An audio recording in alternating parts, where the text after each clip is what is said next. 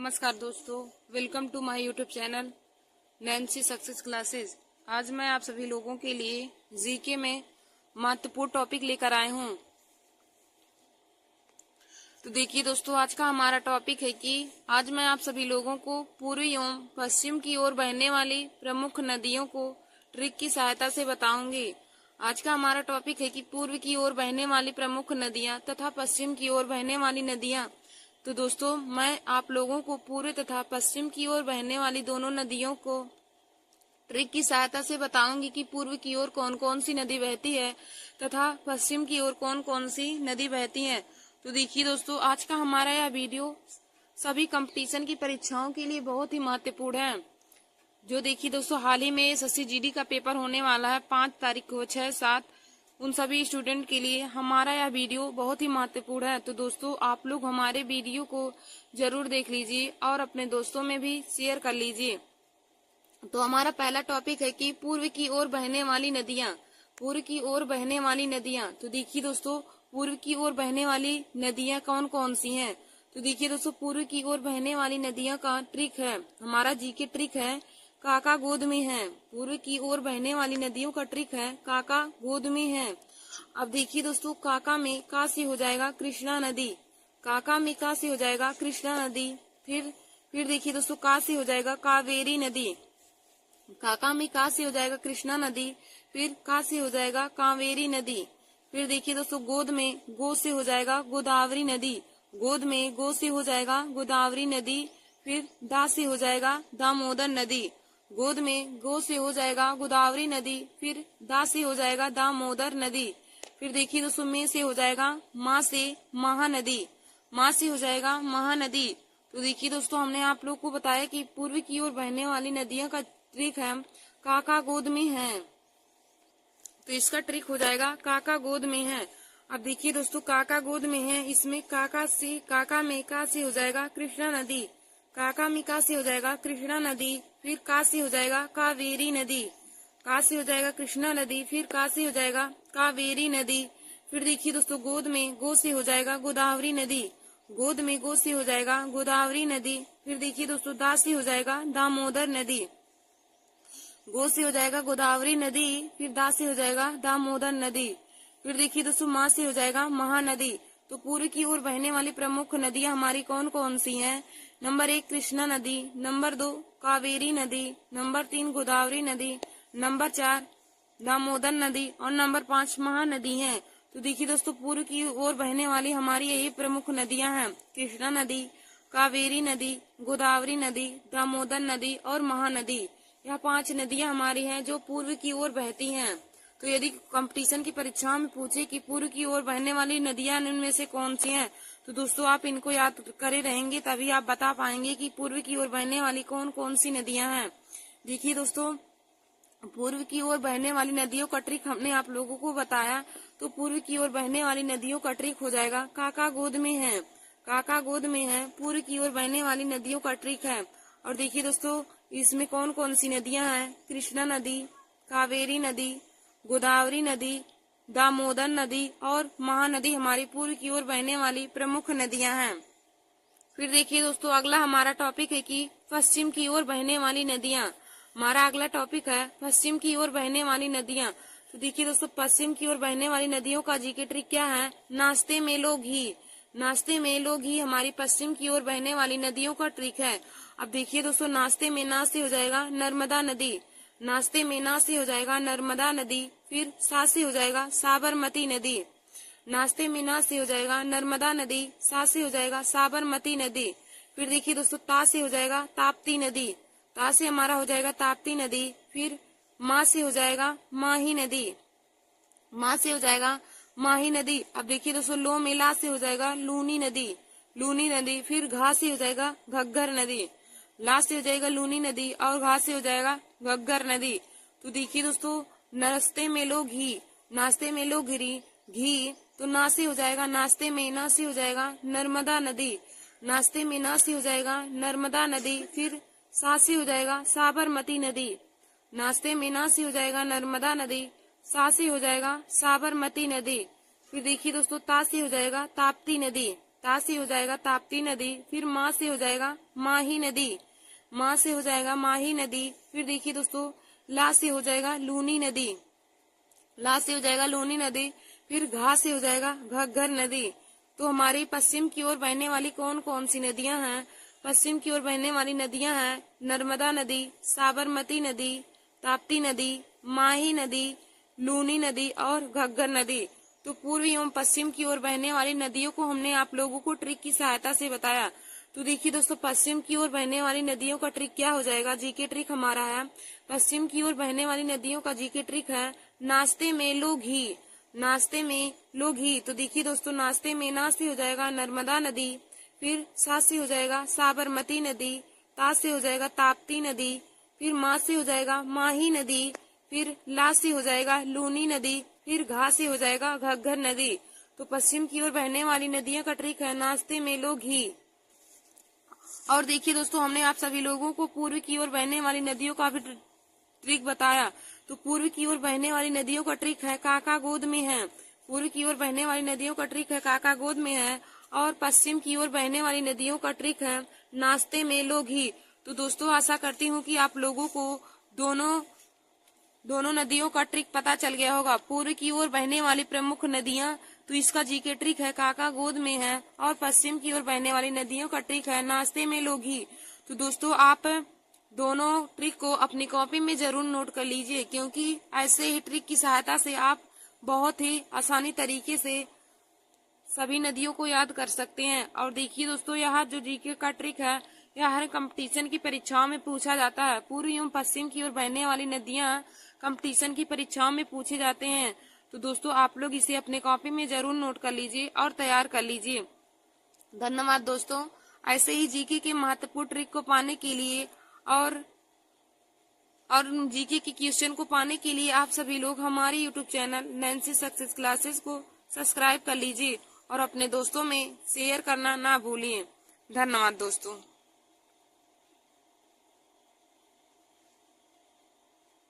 नमस्कार दोस्तों, welcome to my YouTube channel. आज मैं आप सभी लोगों को जीके में महत्वपूर्ण क्वेश्चन सॉल्व कराऊंगी। देखिए दोस्तों आज मैंने आप सभी लोगों के लिए जीके में महत्वपूर्ण क्वेश्चन लिया है जो हर कंपटीशन की परीक्षाओं में पूछे जाते हैं। तो आप लोग हमारे इस वीडियो को जरूर देख लीजिए और अपने दोस्तों में भी शेयर कर लीजिए। तो देखिए दोस्तों हमारा यहाँ पे पहला क्वेश्चन दिया है, किस वेद को भारतीय संगीत का मूल कहा जाता है? किस वेद को भारतीय संगीत का मूल कहा जाता है? तो देखिए दोस्तों पहले मैं आप सभी लोगों को वेद के बारे में बता देती हूँ कि वेद कितने होते हैं। तो देखिए दोस्तों वेद 4 होते हैं। Number 1 Rigveda, number 2 Samaveda, number 3 Yajurveda, number 4 Atharvaveda होते हैं। वेद 4 प्रकार के होते हैं, यजुर्वेद, ऋग्वेद, अथर्ववेद और सामवेद। यह 4 प्रकार के वेद होते हैं। यदि आपसे पूछे कि वेद के कितने प्रकार होते हैं तो देखिए दोस्तों वेद 4 प्रकार के होते हैं, ऋग्वेद, सामवेद, यजुर्वेद और अथर्ववेद। और पूछे कि कौन सा वेद किससे संबंधित है तो उसको मैं भी आप लोगों को बता देती हूँ। तो देखिए दोस्तों यजुर्वेद हमारा गद्य पद्य का वेद कहलाता है। यजुर्वेद गद्य पद्य का वेद कहलाता है, या फिर हम कह सकते हैं कि कर्म कांड का वेद। यजुर्वेद गद्य पद्य का वेद कहलाता है, या हम उसको कह सकते हैं कर्म कांड। फिर हमारा देखिए दोस्तों अगला ऋग्वेद होता है। तो ऋग्वेद को प्राचीन वेद के नाम से भी जाना जाता है। ऋग्वेद यदि किसी भी क्वेश्चन में प्राचीन वेद के बारे में दे दिया और पूछे कि यह वेद किससे संबंधित है तो आप लोग बताएंगे कि यह ऋग्वेद से संबंधित है। फिर देखिए दोस्तों हमारा अगला है अथर्ववेद।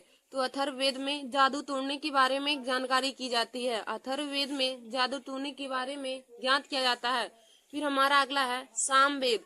तो देखिए दोस्तों सामवेद हमारा संगीत से संबंधित होता है। सामवेद है तो संगीत से संबंधित रहेगा।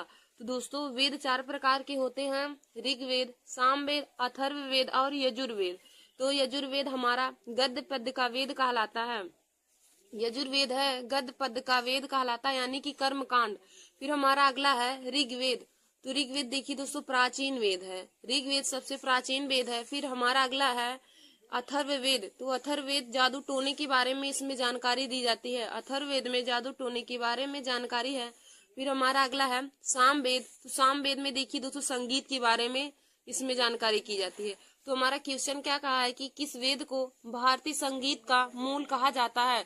तो हमने आप लोगों को अभी बताया कि संगीत के बारे में जानकारी हमें सामवेद में होता है, तो इसका राइट आंसर हो जाएगा सामवेद। फिर देखिए दोस्तों, हमारा अगला क्वेश्चन है कि महात्मा बुद्ध को किस स्थान पर महापरिनिर्वाण प्राप्त हुआ था। महात्मा बुद्ध को किस स्थान पर महापरिनिर्वाण प्राप्त हुआ था। तो देखिए दोस्तों, महापरिनिर्वाण का मतलब होता है इसको बौद्ध धर्म में मृत्यु की घटना को, बौद्ध धर्म में मृत्यु की घटना को महापरिनिर्वाण के नाम से जाना जाता है। तो यहाँ पे महापरिनिर्वाण का मतलब हो जाएगा मृत्यु, यानी कि महात्मा बुद्ध को किस स्थान पर मृत्यु प्राप्त हुई थी। तो देखिए दोस्तों, महात्मा बुद्ध को मृत्यु कुशीनगर में प्राप्त हुई थी। महात्मा बुद्ध को मृत्यु कुशीनगर में प्राप्त हुई थी। और यदि पूछे कि बौद्ध धर्म में महापरिनिर्वाण किस घटना को कहते हैं, तो मृत्यु की घटना को महापरिनिर्वाण के नाम से जाना जाता है। और दोस्तों, यदि पूछे कि महात्मा बुद्ध को ज्ञान की प्राप्ति कहाँ हुई थी, तो महात्मा बुद्ध को ज्ञान की प्राप्ति बोध गया यानी कि बिहार में ज्ञान की प्राप्ति हुई थी। महात्मा बुद्ध को ज्ञान की प्राप्ति बोध गया यानी बिहार में प्राप्त हुई थी और निरंजना नदी के किनारे तथा पीपल वृक्ष के नीचे प्राप्त हुआ था। यदि पूछे कि महात्मा बुद्ध को ज्ञान की प्राप्ति किस नदी के किनारे हुई थी, तो दोस्तों महात्मा बुद्ध को ज्ञान की प्राप्ति निरंजना नदी के किनारे हुई थी और पीपल वृक्ष के नीचे। और उन्हें 35 वर्ष की आयु में ज्ञान की प्राप्ति बोध गया बिहार में हुआ था। तो दोस्तों देखिए, हमारा क्वेश्चन क्या था कि महात्मा बुद्ध को किस स्थान पर महापरिनिर्वाण प्राप्त हुआ था। तो महात्मा बुद्ध को महापरिनिर्वाण यानी कि मृत्यु कुशीनगर में प्राप्त हुआ था। फिर देखिए दोस्तों, हमारा अगला क्वेश्चन है कि डिस्कवरी ऑफ इंडिया पुस्तक के लेखक कौन है। डिस्कवरी ऑफ इंडिया पुस्तक के लेखक कौन है। तो दोस्तों, डिस्कवरी ऑफ इंडिया पुस्तक के लेखक पंडित जवाहरलाल नेहरू जी हैं। डिस्कवरी ऑफ इंडिया पुस्तक के लेखक पंडित जवाहरलाल नेहरू हैं। और देखिए दोस्तों, पंडित जवाहरलाल नेहरू को चाचा नेहरू के नाम से जाना जाता है। इनका जन्म 14 नवंबर को हुआ था, इसीलिए 14 नवंबर को बाल दिवस के रूप में मनाया जाता है। तो डिस्कवरी ऑफ इंडिया पुस्तक के लेखक कौन है, तो हो जाएगा डिस्कवरी ऑफ इंडिया पुस्तक के लेखक पंडित जवाहरलाल नेहरू जी हैं। फिर देखिए दोस्तों, हमारा अगला क्वेश्चन है कि ओणम त्योहार किस राज्य में मनाया जाता है। ओणम त्योहार किस राज्य में मनाया जाता है। तो दोस्तों, केरल राज्य में। ओणम त्योहार केरल राज्य में मनाया जाता है। फिर हमारा अगला क्वेश्चन है कि द्वितीय विश्व युद्ध के दौरान अमेरिका ने किस शहर पर गिराया था। द्वितीय विश्व युद्ध के दौरान अमेरिका ने बम किस शहर पर गिराया था। तो देखिए दोस्तों, नागासाकी हिरोशिमा पर। नागासाकी हिरोशिमा पर द्वितीय विश्व युद्ध के दौरान अमेरिका ने बम गिराया था। फिर हमारा अगला क्वेश्चन है कि विश्व में प्रथम परमाणु हमला किसने किया था। विश्व ने प्रथम परमाणु हमला किसने किया था। तो देखिए दोस्तों, विश्व में प्रथम परमाणु हमला अमेरिका ने जापान पर किया था। विश्व में प्रथम परमाणु हमला किसने किया था। तो हो जाएगा कि विश्व में प्रथम परमाणु हमला अमेरिका ने जापान पर किया था। फिर हमारा अगला क्वेश्चन है कि ओलंपिक ध्वज पर अंकित 5 छल्लों किसके प्रतीक हैं। ओलंपिक ध्वज पर अंकित 5 छल्ले किसके प्रतीक हैं। तो देखिए दोस्तों, ओलंपिक ध्वज पर अंकित 5 छल्ले 5 द्वीपों के प्रतीक हैं, 5 महाद्वीपों के प्रतीक हैं। ओलंपिक ध्वज पर अंकित जो छल्ले हैं वह किसके प्रतीक है। तो वह 5 महाद्वीपों के प्रतीक हैं। और देखिए दोस्तों, उसमें कौन कौन सा रंग है। तो ओलंपिक में यूरोप, एशिया, अमेरिका, ऑस्ट्रेलिया और अफ्रीका, इन सभी को दिखाता है। ओलंपिक में जो हमारे 5 महाद्वीप हैं, तो महाद्वीपों का नाम है यूरोप महाद्वीप, एशिया महाद्वीप, अमेरिका महाद्वीप, ऑस्ट्रेलिया महाद्वीप और अफ्रीका महाद्वीप है। देखिए दोस्तों, ओलंपिक में जो 5 महाद्वीप हैं वह कौन कौन से हैं। तो हमारा है नंबर 1 यूरोप महाद्वीप, नंबर 2 है एशिया महाद्वीप, नंबर 3 है अमेरिका महाद्वीप, नंबर 4 है ऑस्ट्रेलिया महाद्वीप और नंबर 5 है अफ्रीका महाद्वीप। और देखिए दोस्तों, इनमें प्रयुक्त रंगों का अर्थ हम आप लोगों को बताएंगे। तो नीला रंग देखिए दोस्तों यूरोप के लिए है। यदि पूछे कि ओलंपिक में नीला रंग कौन से देश या कौन से महाद्वीप को प्रदर्शित करता है, तो नीला रंग यूरोप के लिए है, पीला रंग एशिया के लिए है, काला रंग अफ्रीका के लिए है, हरा रंग ऑस्ट्रेलिया के लिए है और लाल रंग अमेरिका के लिए है। देखिए दोस्तों, ओलंपिक में 5 महाद्वीप हैं और 5 महाद्वीपों में प्रयुक्त रंग है। नंबर 1 हमारा है नीला रंग, नंबर 2 पीला रंग, नंबर 3 काला रंग, नंबर 4 हरा रंग और नंबर 5 लाल रंग है। तो नीला रंग यूरोप के लिए है, पीला रंग एशिया के लिए है, काला रंग अफ्रीका के लिए है, हरा रंग ऑस्ट्रेलिया के लिए है और लाल रंग अमेरिका के लिए है। तो देखिए दोस्तों, अफ्रीका का रंग काला क्यों है? क्योंकि अफ्रीका के लिए काला रंग इसलिए होता है क्योंकि वह पिछड़ा और गरीब है।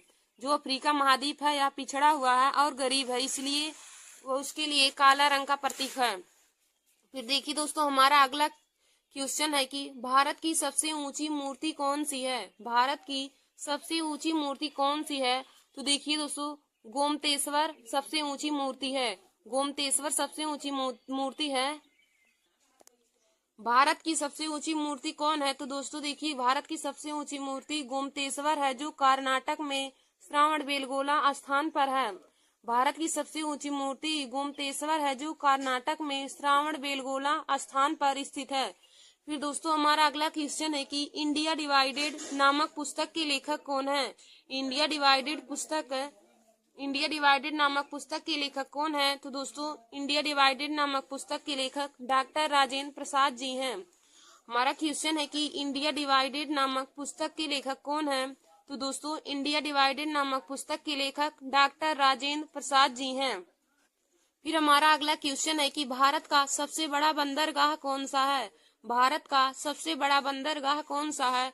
तो दोस्तों, भारत का सबसे बड़ा बंदरगाह मुंबई बंदरगाह है। भारत का सबसे बड़ा बंदरगाह मुंबई बंदरगाह है। फिर हमारा अगला क्वेश्चन है कि भारत का सबसे गहरा बंदरगाह कौन सा है? भारत का सबसे गहरा बंदरगाह कौन सा है? तो देखिए दोस्तों, भारत का सबसे गहरा बंदरगाह विशाखापट्टनम है। फिर हमारा अगला क्वेश्चन है कि सबसे ज्वारी बंदरगाह कौन सा है? सबसे ज्वारी बंदरगाह कौन सा है?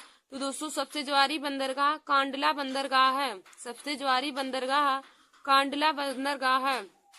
फिर हमारा अगला क्वेश्चन है कि भारत का कृत्रिम बंदरगाह कौन सा है? भारत का कृत्रिम बंदरगाह कौन सा है? तो देखिए दोस्तों, भारत का कृत्रिम बंदरगाह चेन्नई बंदरगाह है। भारत का कृत्रिम बंदरगाह चेन्नई बंदरगाह है। फिर हमारा अगला क्वेश्चन है कि गिरनार पहाड़ी कहाँ स्थित है? हमारा अगला क्वेश्चन है कि गिरनार पहाड़ी कहाँ स्थित है? तो देखिए दोस्तों, गिरनार पहाड़ी गुजरात में स्थित है। हमारा अगला क्वेश्चन है कि गिरनार पहाड़ी कहाँ स्थित है? तो गिरनार पहाड़ी गुजरात में स्थित है। फिर हमारा अगला क्वेश्चन है कि महात्मा गांधी राष्ट्रीय समुद्री उद्यान कहाँ स्थित है? महात्मा गांधी राष्ट्रीय समुद्री उद्यान कहाँ स्थित है? तो देखिए दोस्तों, महात्मा गांधी राष्ट्रीय समुद्री उद्यान पोर्ट ब्लेयर में स्थित है। फिर देखिए दोस्तों, हमारा अगला क्वेश्चन है कि 22 मार्च को जल दिवस मनाया जाता है, 22 अप्रैल को पृथ्वी दिवस और 22 मई को अंतर्राष्ट्रीय विविधता दिवस मनाया जाता है। देखिए दोस्तों, यह तीनों दिवस बहुत ही महत्वपूर्ण है। तो 22 मार्च को जल दिवस मनाया जाता है। यदि पूछे कि विश्व जल दिवस कब मनाया जाता है, तो आप लोग बताएंगे कि विश्व जल दिवस 22 मार्च को और पृथ्वी दिवस 22 अप्रैल को और अंतर्राष्ट्रीय विविधता दिवस 22 मई को मनाया जाता है। तो 22 मार्च, 22 अप्रैल और 22 मई तीनों लगभग ये तीनों हमारा लगातार जो ईयर है उसमें आते हैं। तो 22 मार्च को विश्व जल दिवस, 22 अप्रैल को विश्व पृथ्वी दिवस और 22 मई को अंतर्राष्ट्रीय विविधता दिवस के रूप में मनाया जाता है। फिर दोस्तों, हमारा अगला क्वेश्चन है कि सबसे बड़ी नदी द्वीप माजुली भारत के किस राज्य में स्थित है? सबसे बड़ा नदी द्वीप माजुली भारत के किस राज्य में स्थित है? तो देखिए दोस्तों, इसका राइट आंसर हो जाएगा असम। यानी कि असम में सबसे बड़ा नदी द्वीप माजुली भारत के किस राज्य में स्थित है? तो असम राज्य में स्थित है। फिर हमारा अगला क्वेश्चन है कि विश्व का सबसे गहरा भाग किस सागर में स्थित है? विश्व का सबसे गहरा भाग किस सागर में स्थित है? तो देखिए दोस्तों, प्रशांत महासागर में स्थित है। विश्व का सबसे गहरा भाग प्रशांत महासागर में स्थित है। और विश्व का सबसे गहरा भाग क्या है? तो मेरियाना गर्त। विश्व का सबसे बड़ा भाग मेरियाना गर्त है, जो प्रशांत महासागर में स्थित है। देखिए दोस्तों, यदि क्वेश्चन में पूछे कि विश्व का सबसे गहरा भाग कौन सा है, विश्व का सबसे गहरा भाग कौन सा है, तो आप लोग बताएंगे कि विश्व का सबसे गहरा भाग मेरियाना गर्त है। और यदि पूछे कि विश्व का सबसे गहरा भाग किस महासागर में स्थित है। तो आप लोग बताएंगे कि विश्व का सबसे गहरा भाग प्रशांत महासागर में स्थित है। फिर हमारा अगला क्वेश्चन दिया है कि ओजोन परत पाई जाती है, यानी कि ओजोन परत किस मंडल में पाई जाती है। तो देखिए दोस्तों, ओजोन परत समताप मंडल में पाई जाती है। हमारा अगला क्वेश्चन है कि ओजोन परत किस मंडल में पाई जाती है। तो देखिए दोस्तों, ओजोन परत समताप मंडल में पाई जाती है। फिर हमारा अगला क्वेश्चन है कि कोलोरू झील किस राज्य में पाई जाती है। कोलेरी झील किस राज्य में पाई जाती है। तो दोस्तों, आंध्र प्रदेश में। फिर हमारा अगला क्वेश्चन है कि नर में लिंग गुणसूत्र की कौन से होते हैं। नर यानी कि मनुष्यों में, लड़कों में कौन से लिंग गुणसूत्र होते हैं। तो देखिए दोस्तों, मनुष्यों में यानी कि नर में लिंग गुणसूत्र XY होते हैं। और औरतों में लिंग गुणसूत्र कौन होते हैं। तो औरतों में XX लिंग गुणसूत्र होते हैं, जबकि पुरुषों में XY लिंग गुणसूत्र होते हैं और महिलाओं में XX लिंग गुणसूत्र होते हैं। फिर हमारा अगला क्वेश्चन है, कैप्सूल का आवरण बना होता है। कैप्सूल का आवरण बना होता है। तो देखिए दोस्तों, कैप्सूल का आवरण स्टार्च का बना होता है। कैप्सूल का आवरण किसका बना होता है। तो कैप्सूल का आवरण स्टार्च का बना होता है। फिर हमारा अगला क्वेश्चन है कि शहद में मुख्यतः होते हैं। शहद में मुख्यतः क्या होते हैं। तो दोस्तों, शहद में मुख्यतः कार्बोहाइड्रेट होते हैं। शहद में मुख्यतः होते हैं, तो शहद में मुख्यतः कार्बोहाइड्रेट होते हैं। फिर हमारा अगला है कि भारत की झीलों का जिला के रूप में किसको जाना जाता है। तो नैनीताल को भारत की झीलों के जिला के रूप में जाना जाता है। फिर हमारा अगला क्वेश्चन है कि भारत में कुल कितने प्रमुख बंदरगाह हैं। भारत में कुल कितने प्रमुख बंदरगाह हैं। तो देखिए दोस्तों, भारत में कुल कितने प्रमुख बंदरगाह हैं। तो भारत में कुल बंदरगाह प्रमुख 13 हैं। भारत में प्रमुख रूप से बंदरगाह 13 हैं। और यदि पूछे कि भारत का सबसे बड़ा बंदरगाह कौन सा है, तो आप लोग बताएंगे कि भारत का सबसे बड़ा बंदरगाह मुंबई बंदरगाह है। धन्यवाद दोस्तों। ऐसे ही हमारे वीडियो को देखने के लिए और जीके के महत्वपूर्ण क्वेश्चन को पाने के लिए आप सभी लोग हमारे YouTube channel Nancy success classes को सब्सक्राइब कर लीजिए और अपने दोस्तों में शेयर करना ना भूलें। धन्यवाद दोस्तों।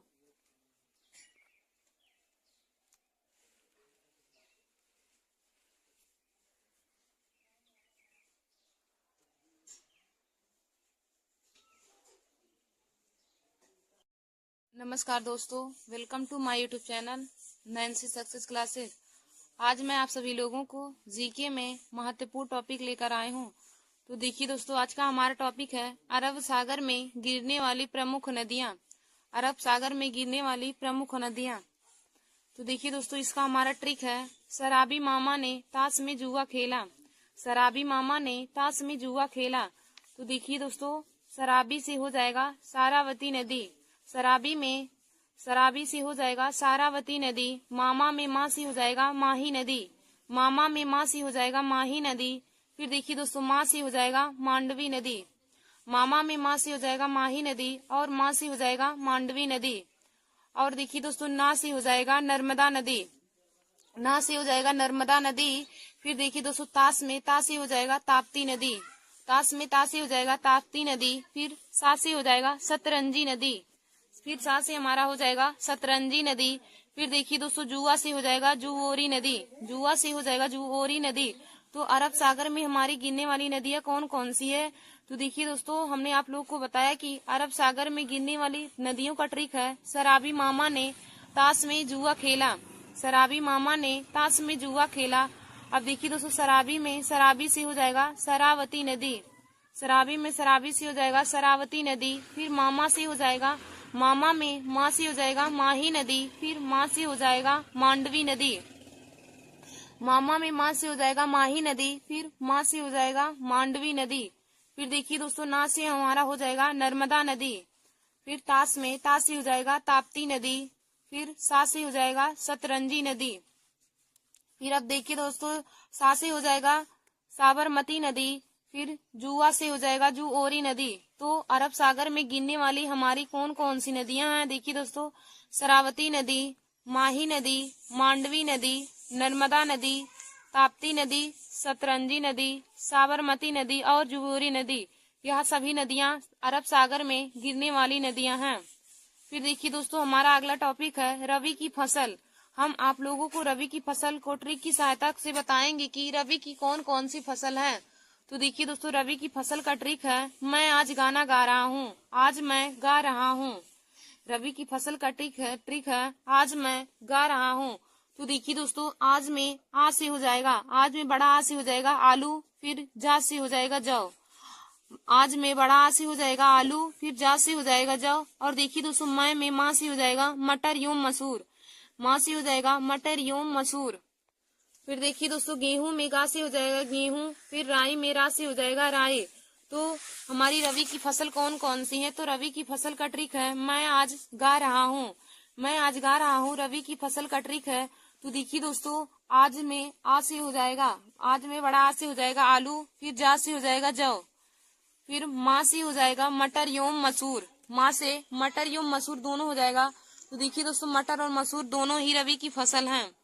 फिर देखिए दोस्तों, गेहूं से हो जाएगा गेहूं, फिर राई से हो जाएगा राई, जिसको हम लोग सरसों कहते हैं, राई को ही सरसों कहा जाता है। तो रबी की फसल यही हमारी है, जिसमें है आलू, जौ, मटर, मसूर, गेहूं और राई, यह सभी हमारी अरब साग या रबी की फसल हैं। फिर देखिए दोस्तों, हमारा अगला टॉपिक है कि भारत का संविधान किन किन देशों से लिया गया है। भारत का संविधान किन किन देशों से लिया गया है? तो दोस्तों, हम आप लोगों को ट्रिक की सहायता से बताएंगे। तो देखिए दोस्तों, भारत की संविधान याद करने का ट्रिक है, आबिद आज रुक जा अमेरिका। तो दोस्तों, इसका ट्रिक हो जाएगा, आबिद आज रुक जा अमेरिका। भारत का संविधान किन किन देशों से लिया गया है? इसका ट्रिक है, आबिद आज रुक जा अमेरिका। तो देखिए दोस्तों, आबिद में बड़ा आ से हो जाएगा आयरलैंड, आबिद में बड़ा आ से हो जाएगा आयरलैंड, फिर बी से हो जाएगा ब्रिटेन, दा से हो जाएगा दक्षिण अमेरिका।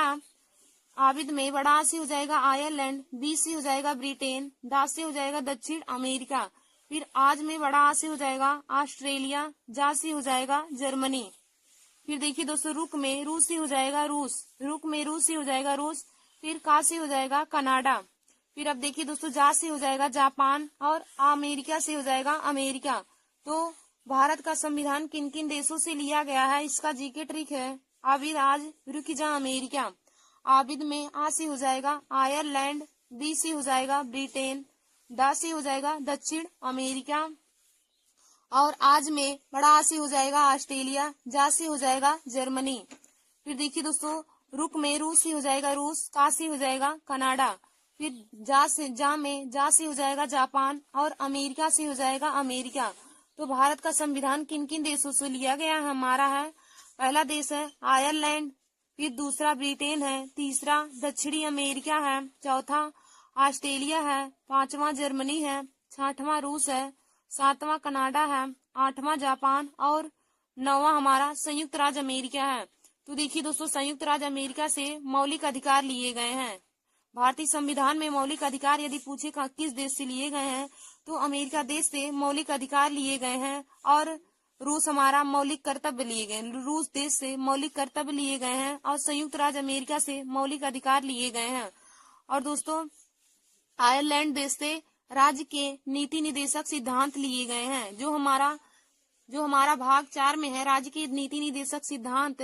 तो राज्य के नीति निदेशक सिद्धांत आयरलैंड देश से लिया गया है, और रूस देश से मौलिक कर्तव्य जो हमारा 5वें भाग में है, और हमारा अमेरिका से, संयुक्त राज्य अमेरिका से तो मौलिक अधिकार लिए गए हैं, और मौलिक अधिकार भारत के संविधान में भाग 3 में है।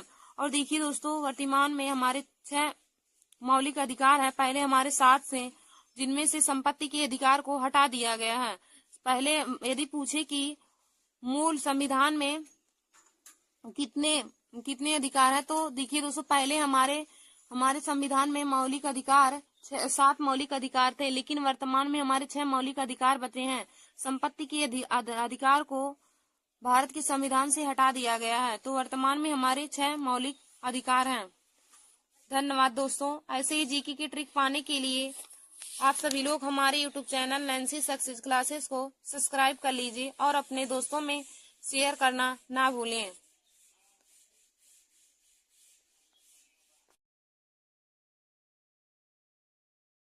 नमस्कार दोस्तों, welcome to my YouTube channel. आज मैं आप सभी लोगों को जीके में पंचवर्षीय योजना के बारे में बताऊंगी। देखिए दोस्तों, आज का हमारा टॉपिक है पंचवर्षीय योजना। देखिए दोस्तों, पंचवर्षीय योजना SSC GD CGL UPP RRB NTPC और सभी कंपटीशन की परीक्षाओं के लिए जीके में एक महत्वपूर्ण टॉपिक है।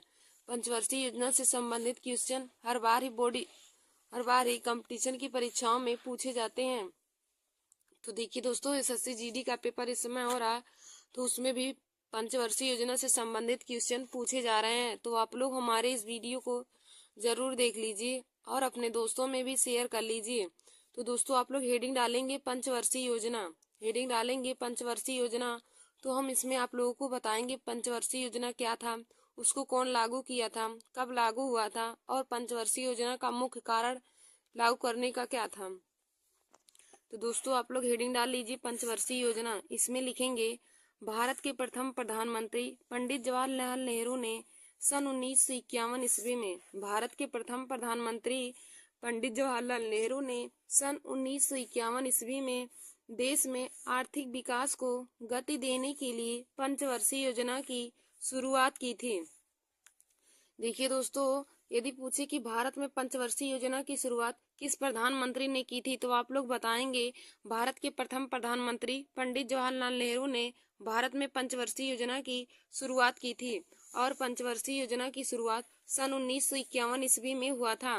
देखिए दोस्तों, यदि कंपटीशन की परीक्षा में पूछे कि पंचवर्षीय योजना की शुरुआत कब की गई थी, भारत में किस सन में पंचवर्षीय योजना की शुरुआत की गई या फिर पहली पंचवर्षीय योजना कब लागू किया गया था, तो दोस्तों आप लोग बताएंगे सन 1951 ईस्वी में भारत में पहली पंचवर्षीय योजना लागू किया गया था। तो दोस्तों, यदि पूछे कि भारत के कौन से प्रधानमंत्री ने पंचवर्षीय योजना को लागू किया था, तो आप बताएंगे भारत के प्रथम प्रधानमंत्री पंडित जवाहरलाल नेहरू ने सन 1951 ईस्वी में देश में आर्थिक विकास को गति देने के लिए पंचवर्षीय योजना की शुरुआत की थी। लेकिन मोदी सरकार ने देश के विकास को नई दिशा देने के उद्देश्य से योजना आयोग को समाप्त कर इसके स्थान पर 1 जनवरी 2015 ईस्वी को नीति आयोग की स्थापना की थी। देखिए दोस्तों, भारत के प्रथम प्रधानमंत्री पंडित जवाहरलाल नेहरू ने सन 1951 ईस्वी में देश में आर्थिक विकास को गति देने के लिए पंचवर्षीय योजना की शुरुआत की थी। लेकिन मोदी सरकार ने देश के विकास को नई दिशा देने के उद्देश्य से योजना आयोग को समाप्त कर उसके स्थान पर 1 जनवरी 2015 ईस्वी को नीति आयोग की स्थापना की थी। देखिए दोस्तों, जब पंडित जवाहरलाल नेहरू ने 1951 ईस्वी में पंचवर्षीय योजना को शुरुआत की थी, देश की आर्थिक दशा को, आर्थिक स्थिति को देखते हुए उन्होंने देश के सुधार के लिए या देश के आर्थिक विकास को गति देने के लिए उन्होंने पंचवर्षीय योजना की जब शुरुआत की, तो उसके बाद मोदी सरकार ने उस योजना आयोग को बंद करके बल्कि उसके स्थान पर 1 जनवरी 2015 ईस्वी को नीति आयोग की स्थापना की थी। और भारत में पहली पंचवर्षीय योजना सन 1951 ईस्वी में शुरू हुई थी। यदि पूछे कि भारत में पंचवर्षीय योजना कब शुरू की गई थी, तो आप बताएंगे कि भारत में पहली पंचवर्षीय योजना सन 1951 ईस्वी में शुरू की गई थी और पंडित जवाहरलाल नेहरू ने भारत में पंचवर्षीय योजना की अवधारणा पेश की थी। यदि पूछे कि पंचवर्षीय योजना की अवधारणा किसने की पेश की थी, तो आप बताएंगे पंडित जवाहरलाल नेहरू। भारत में पंचवर्षीय योजना की अवधारणा किसने पेश की थी, तो दोस्तों आप लोग बताएंगे कि पंडित जवाहरलाल नेहरू ने भारत में पंचवर्षीय योजना की अवधारणा पेश की थी। और यदि पूछे कि भारत के वह पहले प्रधानमंत्री कौन थे जिन्होंने पंचवर्षीय योजना की शुरुआत की थी, तो आप बताएंगे पंडित जवाहरलाल नेहरू। देखिए दोस्तों, पंडित जवाहरलाल नेहरू भारत के प्रथम प्रधानमंत्री थे और इन्होंने ही देश की आर्थिक स्थिति को और गति देने के लिए, देश की विकास को गति देने के लिए इन्होंने सन 1951 ईस्वी में एक पंचवर्षीय योजना की अवधारणा पेश की थी। फिर हम देखेंगे कि भारत ने रूस देश से पंचवर्षीय योजना को अपनाया था। पंचवर्षीय योजना को रूस देश से भारत में अपनाया गया। यदि पूछे कि भारत में पंचवर्षीय योजना कहाँ से अपनाया गया था या फिर किस देश से अपनाया गया था, तो आप बताएंगे रूस देश से भारत में पंचवर्षीय योजना को अपनाया गया था। फिर हम आगे देखेंगे कि Joseph Stalin Joseph Stalin Bharat के प्रथम व्यक्ति थे। जोसेफ स्टालिन प्रथम व्यक्ति थे जिन्होंने सोवियत संघ में सन 1928 ईस्वी में पंचवर्षीय योजना को लागू किया था। देखिए दोस्तों, जोसेफ स्टालिन प्रथम व्यक्ति वह थे जिन्होंने सोवियत संघ में सन 1928 ईस्वी में पंचवर्षीय योजना को लागू किया था। फिर हम आगे देखेंगे कि पंचवर्षीय योजना बनाने का मुख्य कार्य क्या था। तो देखिए दोस्तों, पंचवर्षीय योजना बनाने का मुख्य कार्य योजना आयोग का था। पंचवर्षीय योजना बनाने का मुख्य कार्य किसका था? तो दोस्तों, पंचवर्षीय योजना बनाने का मुख्य कार्य योजना आयोग का था।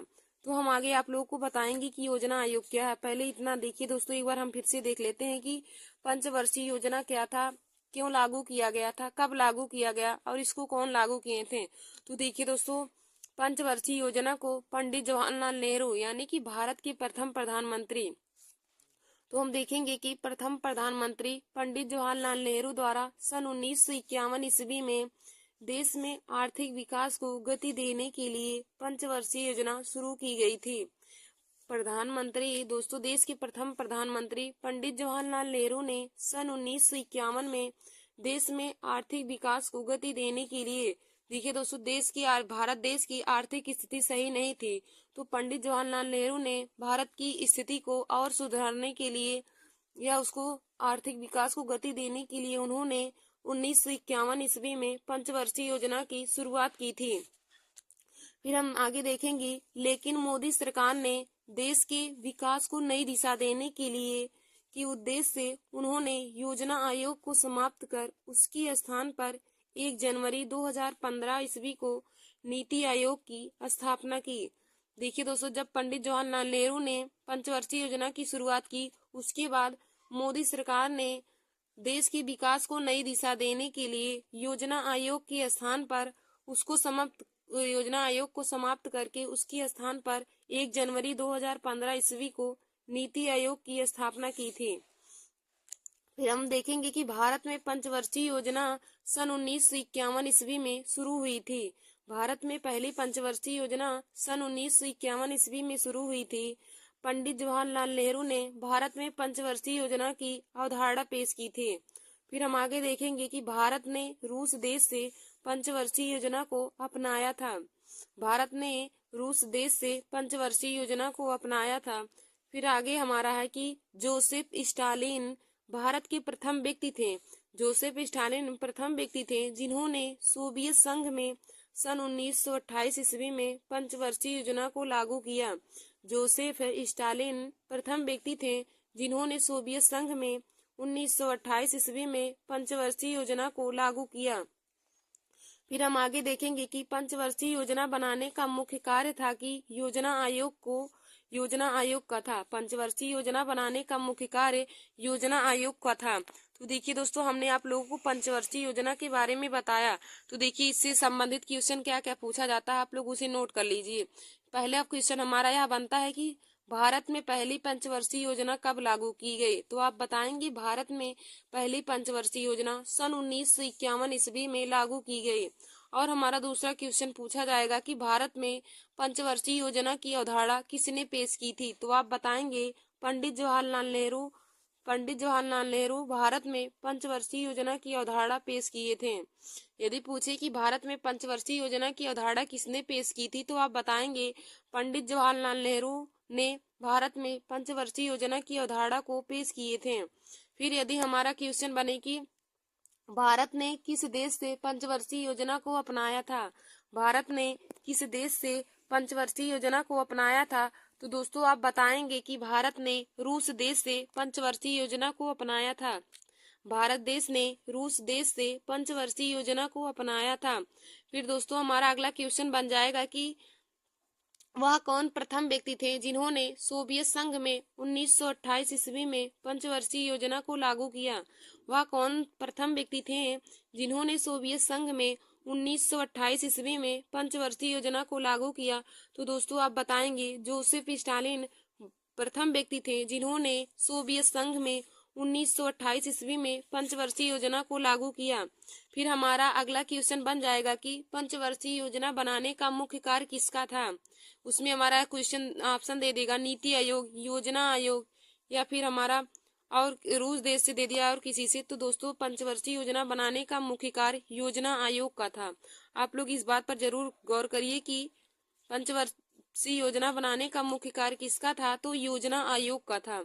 और दोस्तों भारत में पहली पंचवर्षीय योजना 1951 ईस्वी में लागू की गई थी।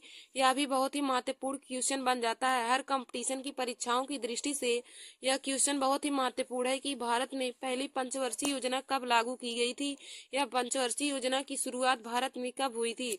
तो आप बताएंगे कि भारत में पहली पंचवर्षीय योजना सन 1951 ईस्वी में शुरू की गई थी।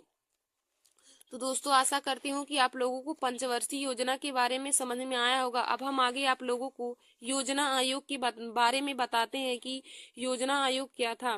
तो दोस्तों आप लोग हेडिंग डालेंगे योजना आयोग, इसमें लिखेंगे योजना आयोग का गठन 15 मार्च 1950 ईस्वी को हुआ था। योजना आयोग का गठन 15 मार्च 1950 ईस्वी को हुआ था। भारत के प्रधानमंत्री ही इसके अध्यक्ष होते हैं। भारत के प्रधानमंत्री ही इसके अध्यक्ष होते हैं।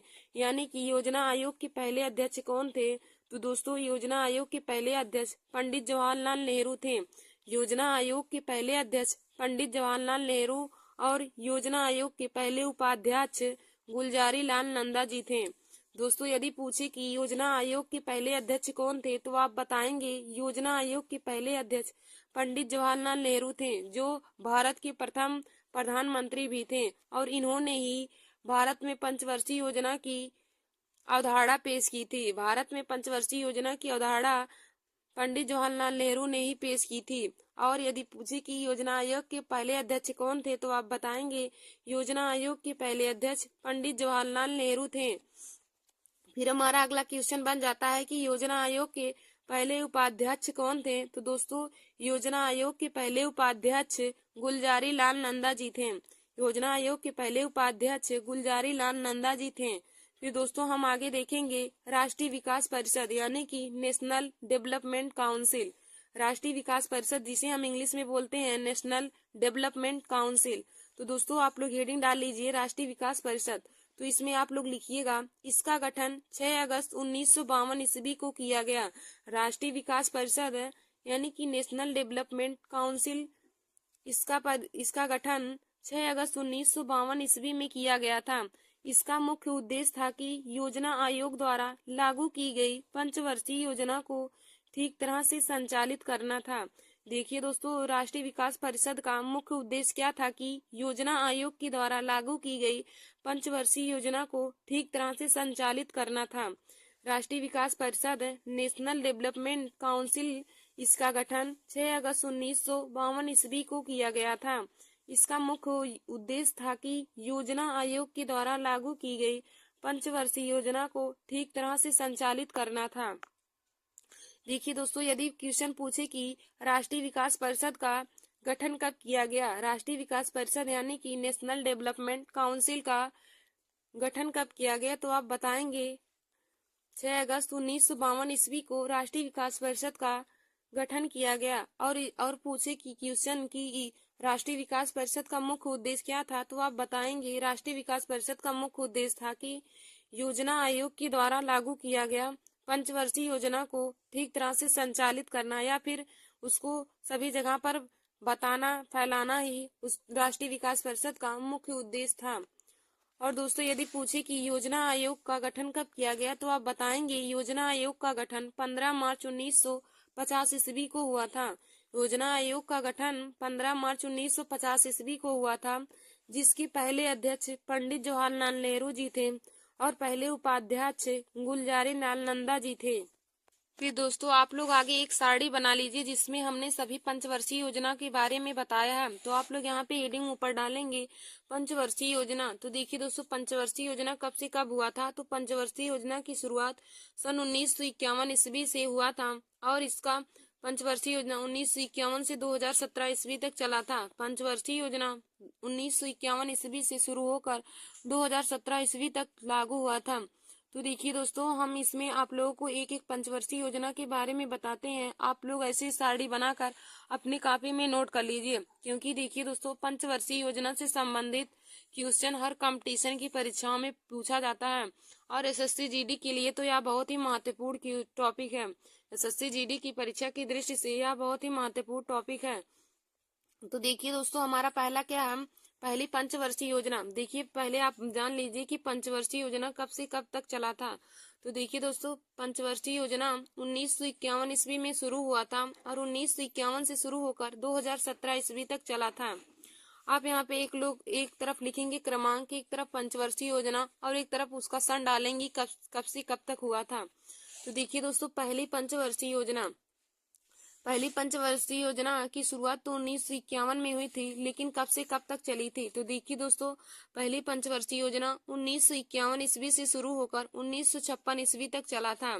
पहली पंचवर्षीय योजना 1951 से 1956 ईस्वी तक चला। और देखिए दोस्तों, पंचवर्षीय योजना यह 5-5 साल के लिए होता है। पंचवर्षीय योजना इसमें 5-5 साल का गैप होता है। तो पहली पंचवर्षीय योजना 1951 ईस्वी से 1956 ईस्वी तक चला। फिर हमारा दूसरा है कि दूसरी पंचवर्षीय योजना। तो दूसरी पंचवर्षीय योजना 1956 से लेकर 1961 ईस्वी तक चला था।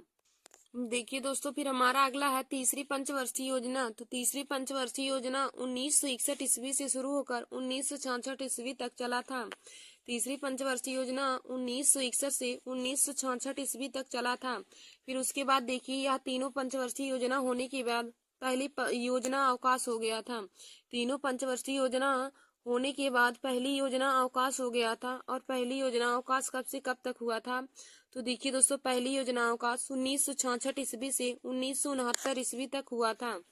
देखिए, तीनों पंचवर्षीय योजना होने के बाद पहली पंचवर्षीय योजना 1951 से 1956 ईस्वी तक हुआ। दूसरी पंचवर्षीय योजना 1956 से 1961 ईस्वी तक हुआ था। फिर तीसरी पंचवर्षीय योजना 1961 से 1966 ईस्वी तक हुआ था। फिर देखिए दोस्तों, तीनों पंचवर्षीय योजना होने के बाद पहली योजना अवकाश हुआ था। पहली योजना अवकाश हुआ और पहली योजना अवकाश 1966 से 1969 ईस्वी तक हुआ था। फिर देखिए दोस्तों, पहली योजना अवकाश होने के बाद चौथी पंचवर्षीय योजना लागू हुआ। तो चौथी पंचवर्षीय योजना 1969 ईस्वी से 1974 ईस्वी तक चला। पहली चौथी पंचवर्षीय योजना 1969 से 1974 ईस्वी तक चला। फिर देखिए दोस्तों, उसके बाद हमारा है पांचवी पंचवर्षीय योजना। तो पांचवी पंचवर्षीय योजना 1974 ईस्वी से 1978 ईस्वी तक चला। पांचवी पंचवर्षीय योजना 1974 से 1978 ईस्वी तक चला था।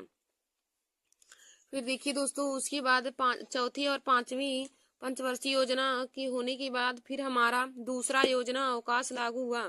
तो दूसरी योजना अवकाश 1978 ईस्वी से 1980 ईस्वी तक चला था। उसके बाद देखिए दूसरी योजना अवकाश हुआ हमारा जब 1978 से 1980 ईस्वी तक। फिर उसके बाद हमारा छठवीं पंचवर्षीय योजना लागू हुआ। तो छठवीं पंचवर्षीय योजना 1980 ईस्वी से 1985 ईस्वी तक चला।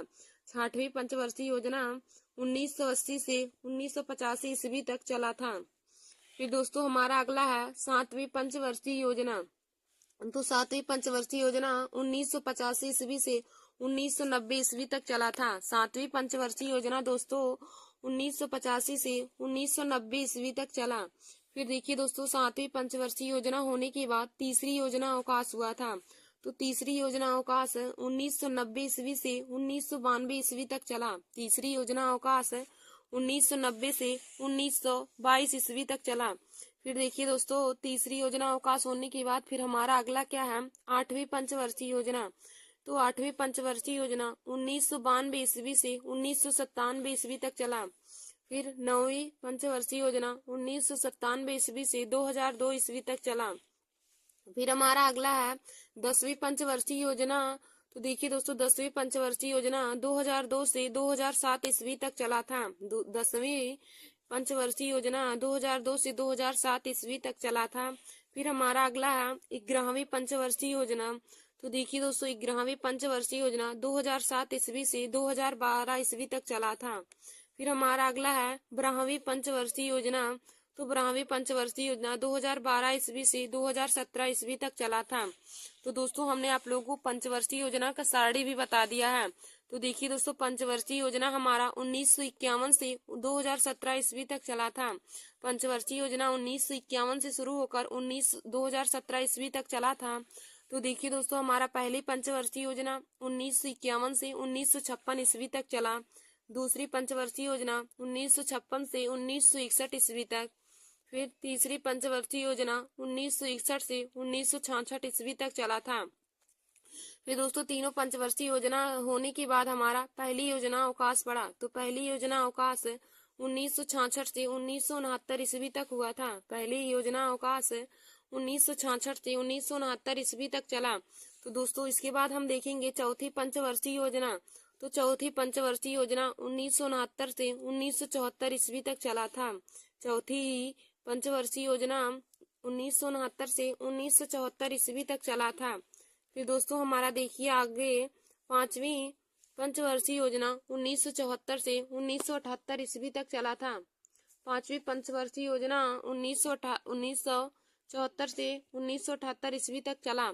फिर देखिए दोस्तों, इसके बाद हमारा दूसरा योजना अवकाश प्रारंभ हुआ। तो दूसरी योजना अवकाश 1978 से 1980 ईस्वी तक चला। फिर उसके बाद हमारा छठवीं पंचवर्षीय योजना लागू हुआ।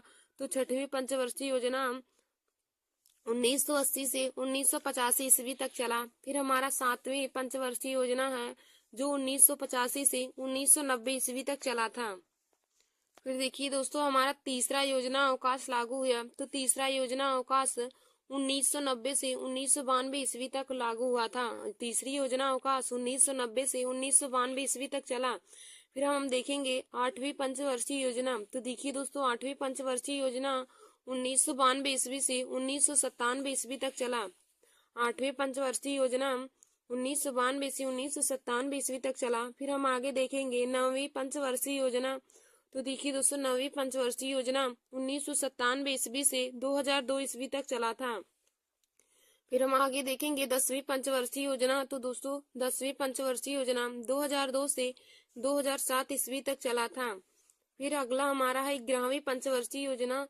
तो देखिए दोस्तों, 11वीं पंचवर्षीय योजना 2007 से 2012 ईस्वी तक चला था।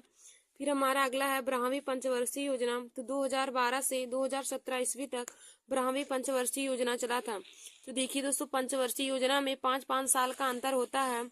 तो पंचवर्षीय योजना का समय सीमा क्या था? 1951 से 2017 ईस्वी तक। यदि पूछे कि पंचवर्षीय योजना का समय सीमा, तो आप बताएंगे 1951 से 2017 तक। और यदि पूछे कि पहली पंचवर्षीय योजना कब लागू हुआ था, तो आप बताएंगे पहली पंचवर्षीय योजना 1951 ईस्वी में लागू हुआ था। फिर देखिए दोस्तों, यहाँ पे हमने योजना अवकाश को भी अलग करके लिख लिया। तो आप लोग योजना अवकाश का भी सारणी तैयार कर लीजिए। तो देखिए दोस्तों, पहला योजना अवकाश 1966 से 1969 ईस्वी में शुरू हुआ था। फिर दूसरा योजना अवकाश 1978 से 1980 ईस्वी में लागू हुआ था। और तीसरा योजना अवकाश 1990 से 1992 ईस्वी तक चला। तो दोस्तों, आप लोग इसे अपने कॉपी में जरूर नोट कर लीजिए और पंचवर्षीय योजना का सारणी आप लोग जरूर बना लीजिए दोस्तों, क्योंकि यार कंपटीशन की परीक्षाओं के लिए बहुत ही महत्वपूर्ण है। देखिए दोस्तों, आज हमने आप सभी लोगों को पंचवर्षीय योजना के बारे में बताया, जो एसएससी जीडी की परीक्षा के लिए बहुत ही महत्वपूर्ण है। तो दोस्तों, आप लोग इसे अपने कॉपी में जरूर नोट कर लीजिए। देखिए दोस्तों, यदि पूछे कि प्रथम पंचवर्षीय योजना कब लागू किया गया, तो आप लोग बताएंगे प्रथम पंचवर्षीय योजना 1951 ईस्वी में लागू किया गया। और यदि पूछे कि भारत में पंचवर्षीय योजना की अवधारणा किसने पेश की थी, तो आप बताएंगे पंडित जवाहरलाल नेहरू ने भारत में पंचवर्षीय योजना की अवधारणा को पेश किए थे। भारत में पंचवर्षीय योजना की अवधारणा पंडित जवाहरलाल नेहरू ने पेश किए थे, और जो भारत के प्रथम प्रधानमंत्री भी थे।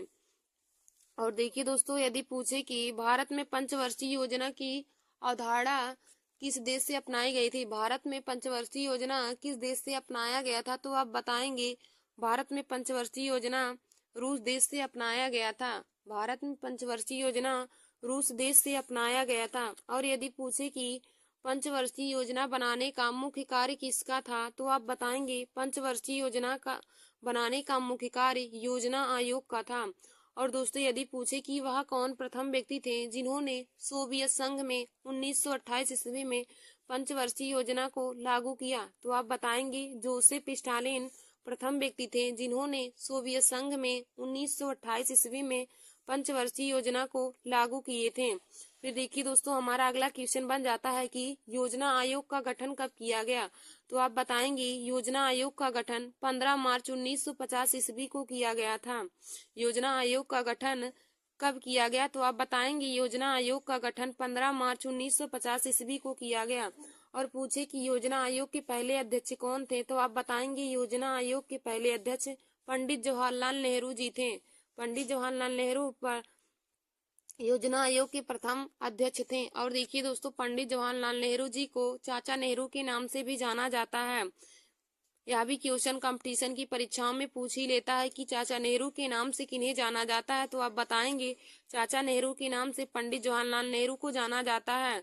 और दोस्तों यदि पूछे कि लौह पुरुष के नाम से किन्हें जाना जाता है, तो आप बताएंगे सरदार वल्लभ भाई पटेल को लौह पुरुष के नाम से जाना जाता है। और महात्मा किन्हें कहते हैं, तो गांधी जी को महात्मा के नाम से जाना जाता है।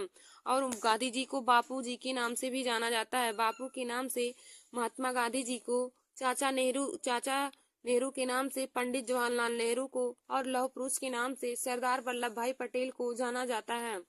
फिर दोस्तों यदि पूछे कि योजना आयोग के पहले उपाध्यक्ष कौन थे, तो आप बताएंगे योजना आयोग के पहले उपाध्यक्ष गुलजारी लाल नंदा जी थे। योजना आयोग के पहले उपाध्यक्ष गुलजारी लाल नंदा जी थे। फिर दोस्तों हमारा अगला है राष्ट्रीय विकास परिषद यानी कि national development council. National development council का गठन कब किया गया, तो आप बताएंगे नेशनल डेवलपमेंट काउंसिल का गठन 6 अगस्त 1952 ईस्वी को किया गया। और दोस्तों यदि पूछे कि नेशनल डेवलपमेंट काउंसिल का मुख्य उद्देश्य क्या था, तो आप बताएंगे इसका मुख्य उद्देश्य था कि योजना आयोग द्वारा लागू की गई पंचवर्षीय योजना को ठीक तरह से संचालित करना ही राष्ट्रीय विकास परिषद का प्रमुख उद्देश्य था। और दोस्तों यदि पूछे कि कितना योजना आयोग अवकाश हुआ था, कितनी बार योजना अवकाश हुआ, तो आप बताएंगे 3 बार योजना अवकाश हुआ था। पहला योजना अवकाश 1966 से 1969 ईस्वी में, और दूसरा योजना अवकाश 1978 से 1980 ईस्वी में, और तीसरा योजना अवकाश 1990 से 1992 ईस्वी में हुआ था। धन्यवाद दोस्तों। ऐसे हमारे वीडियो को देखने के लिए आप सभी लोग हमारे YouTube channel Nancy success classes को सब्सक्राइब कर लीजिए और अपने दोस्तों में शेयर करना ना भूलिए। देखिए दोस्तों, आज का हमारा टॉपिक था पंचवर्षीय योजना। तो आज हमने आप लोगों को पंचवर्षीय योजना के बारे में बताया है। दोस्तों आप लोग इसे अपने कॉपी में जरूर नोट कर लीजिएगा और अपने दोस्तों में भी शेयर कर लीजिए। देखिए दोस्तों, यहाँ SSC GD, RRB, NTPC, UPP और सभी कंपटीशन की परीक्षाओं के लिए बहुत ही महत्वपूर्ण है, क्योंकि जीके में पंचवर्षीय योजना वाला टॉपिक बहुत ही महत्वपूर्ण है। धन्यवाद दोस्तों। नमस्कार दोस्तों, welcome to my YouTube channel. आज मैं आप सभी लोगों के लिए जनरल साइंस में महत्वपूर्ण क्वेश्चन लेकर आए हूँ। देखिए दोस्तों, जनरल साइंस हर कंपटीशन की परीक्षाओं में पूछे जाते हैं और क्लास 10 और क्लास 12 के स्टूडेंट के लिए भी यह वीडियो बहुत ही महत्वपूर्ण है। देखिए दोस्तों, क्लास 10 के सब्जेक्ट बायोलॉजी में भी इसी प्रकार के क्वेश्चन बोर्ड एग्जाम की परीक्षा में पूछे जाते हैं। तो आप लोग हमारे इस वीडियो को जरूर देख लीजिए और अपने दोस्तों में भी शेयर कर लीजिए। तो देखिए दोस्तों, हमारा पहला क्वेश्चन है कि मानव शरीर की सबसे बड़ी ग्रंथि कौन सी है। मानव शरीर की सबसे बड़ी ग्रंथि कौन सी है, तो देखिए दोस्तों, मानव शरीर की सबसे बड़ी ग्रंथि यकृत ग्रंथि है। इसका राइट आंसर हो जाएगा यकृत। फिर हमारा अगला क्वेश्चन है कि इंसुलिन की कमी से उत्पन्न रोग कौन सा है। इंसुलिन की कमी से कौन सा रोग उत्पन्न होता है, तो देखिए दोस्तों, इंसुलिन की कमी से डायबिटीज रोग यानी कि जिसे हम शुगर कहते हैं, तो इंसुलिन की कमी से शुगर रोग होता है। देखिए दोस्तों, जिस व्यक्ति के अंदर इंसुलिन की कमी होती है तो उसे डायबिटीज रोग यानी कि शुगर रोग हो जाता है। और शुगर को हम मधुमेह रोग भी कहते हैं। शुगर को डायबिटीज या शुगर या फिर मधुमेह रोग, तीनों ही उसी का नाम है। डायबिटीज हम इंग्लिश में बोलते हैं और हिंदी में मधुमेह रोग या फिर हम शुगर रोग कह सकते हैं। तो दोस्तों, इंसुलिन की कमी से उत्पन्न रोग हो जाएगा मधुमेह या डायबिटीज। फिर हमारा अगला क्वेश्चन है कि शरीर में गैसों का विनिमय किस अंग से होता है? शरीर में गैसों का विनिमय किस अंग से होता है? तो देखिए दोस्तों, शरीर में गैसों का विनिमय फेफड़ों से होता है। शरीर में गैसों का विनिमय फेफड़ों के द्वारा होता है। फिर हमारा अगला क्वेश्चन है कि वृक्क की कार्यात्मक इकाई क्या है? वृक्क की कार्यात्मक इकाई क्या है? तो देखिए दोस्तों, वृक्क की कार्यात्मक इकाई नेफ्रॉन है। वृक्क की कार्यात्मक इकाई नेफ्रॉन है। फिर हमारा अगला क्वेश्चन है कि सर्वदाता रक्त समूह है। सर्वदाता रक्त समूह है। तो देखिए दोस्तों, सर्वदाता रक्त समूह ओ को कहा जाता है। समूह ओ सर्वदाता रक्त समूह है। और यदि पूछे कि सर्वग्राही दाता समूह कौन सा है, तो आप बताएंगे ए भी सर्वग्राही दाता समूह है। देखिए दोस्तों, सर्वदाता का मतलब है कि ओ, सर्वदाता रक्त समूह हमारा ओ है। और सर्वदाता का मतलब होता है कि ओ ग्रुप वाला जो होता है व्यक्ति, जिस भी व्यक्ति के अंदर ओ ग्रुप का खून पाया जाएगा, वह अपने खून को सभी को दे सकते हैं। ओ ग्रुप समूह का खून यह अपने खून सभी को दे सकता है। और सर्वग्राही का मतलब केवल वह सबसे ले सकता है, लेकिन किसी को नहीं दे सकता है। जिस भी व्यक्ति के अंदर एबी ग्रुप का खून रहेगा, वह सबसे ले सकता है, लेकिन अपना खून किसी को नहीं दे सकता है, सिर्फ एबी ग्रुप वाले को ही दे सकता है। और लेकिन जो सर्वदाता रक्त समूह है, वह सबको दे सकता है, अपना ए ग्रुप को, बी ग्रुप को, ए बी को और ओ ग्रुप वालों को भी। तो देखिए दोस्तों, यदि पूछे कि रक्त समूह कितने प्रकार के होते हैं, तो आप बताएंगे रक्त समूह 4 प्रकार के होते हैं। रक्त समूह पूछे कितने प्रकार के होते हैं, तो रक्त समूह 4 प्रकार के होते हैं, ए बी और ओ। ए समूह, बी समूह, ए बी समूह और ओ समूह 4 प्रकार के रक्त समूह होते हैं। और पूछे कि सर्वदाता रक्त समूह कौन सा है, तो आप बताएंगे सर्वदाता रक्त समूह ओ समूह होता है। और यदि पूछे कि सर्वग्राही रक्त समूह कौन सा है, तो दोस्तों सर्वग्राही रक्त समूह ए बी समूह होता है। ए बी समूह सर्वग्राही समूह होता है। और सर्वदाता ओ समूह होता है।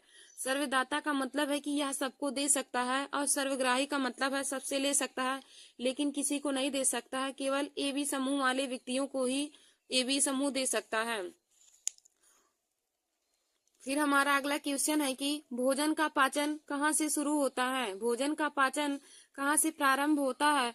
तो देखिए दोस्तों, भोजन का पाचन मुख से प्रारंभ होता है। भोजन का पाचन कहाँ से प्रारंभ होता है? तो भोजन का पाचन मुख से प्रारंभ होता है। फिर हमारा अगला क्वेश्चन है कि लार में पाई जाने वाली एंजाइम कौन सी होती है? लार में पाई जाने वाली एंजाइम कौन सी होती है? तो देखिए दोस्तों, लार में टाइलिन नामक एंजाइम पाई जाती है।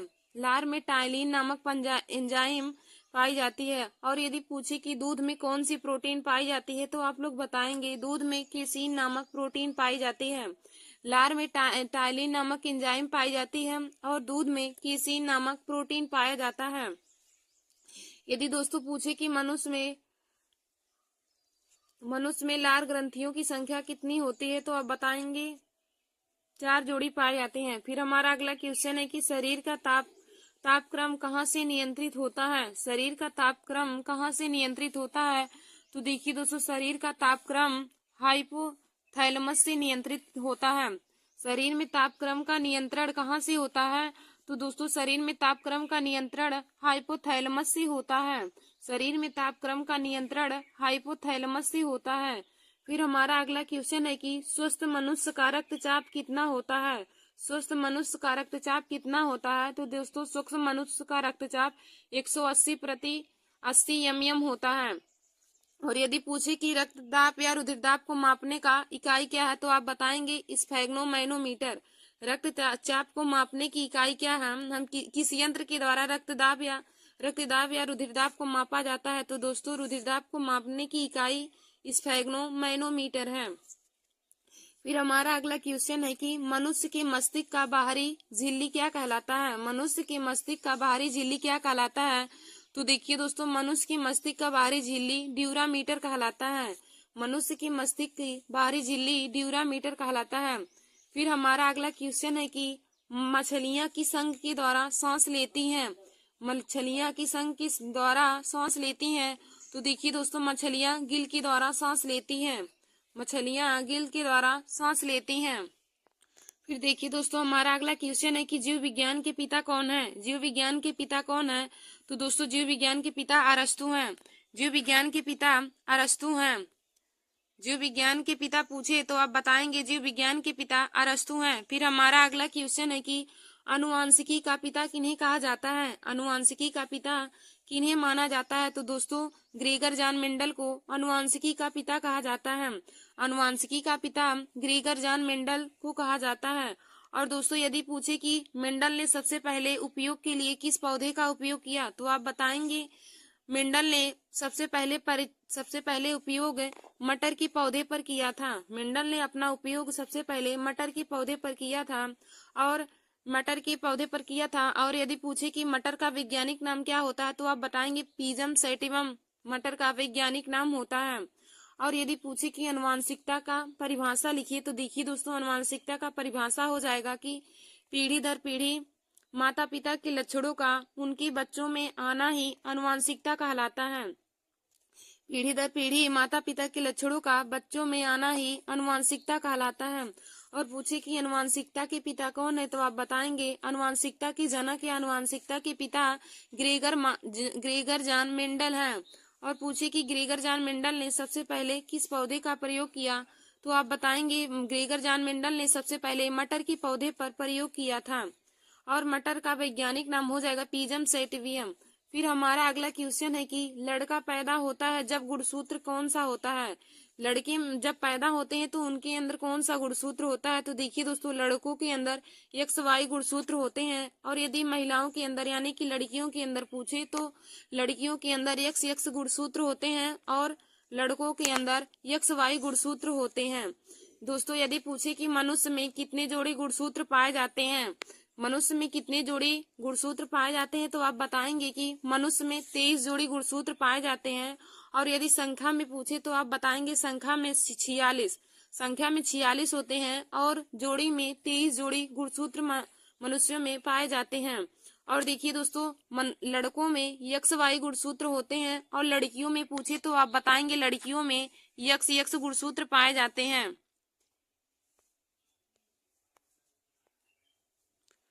फिर देखिए दोस्तों हमारा अगला क्वेश्चन है कि जीन का सर्वप्रथम प्रयोग किसने किया? जीन शब्द का प्रयोग सबसे पहले किसने किया?